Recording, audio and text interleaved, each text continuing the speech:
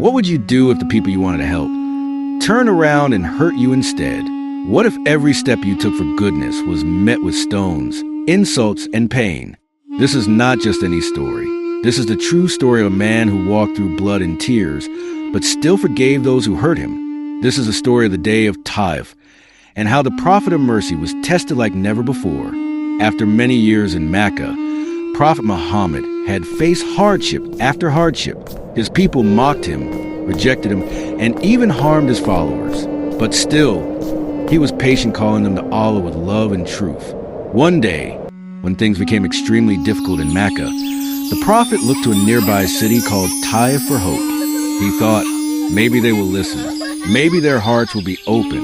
So, with his adopted son Zaid and Haritha, he walked all the way to Taif, over 90 kilometers on foot. No car, no camel, just dusty sandals, faith, and a heart full of hope. When he arrived, he met the leaders of Taif and invited them to Islam. But instead of welcoming him, they laughed at him, they mocked him, and worst of all, they didn't stop there. They ordered the children and foolish people of the town to chase him away. The streets of Taif filled with angry mobs. People threw rocks and stones at the prophet and Zaid. Blood poured from his feet. His sandals stuck to the ground. Zaid tried to shield him, but was hurt badly too. Can you imagine? He had walked for days, hoping to find kindness, but found only pain. Finally, he reached the garden wall and sat in its shade, bleeding, exhausted, and heartbroken. There, he raised his hands and made one of the most beautiful du'as ever recorded.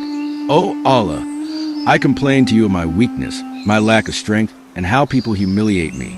You are the most merciful. If you are not angry with me, then I do not care.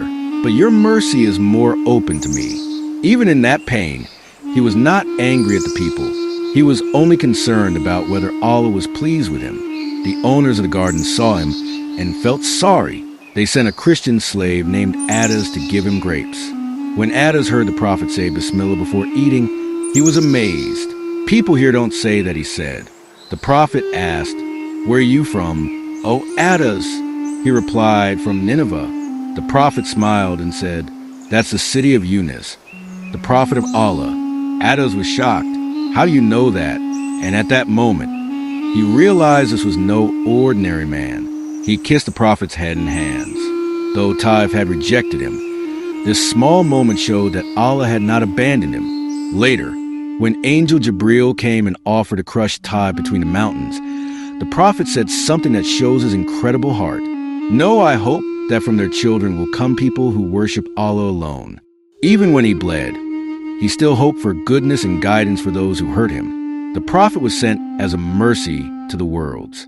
Even when people broke his heart, he never gave up on them. So the next time someone is unkind to you, remember the day of Taif and respond with patience like our prophet did. If this story touched your heart, don't forget to subscribe, like, and share it with the world. Let's spread the beauty of our prophet's mercy together.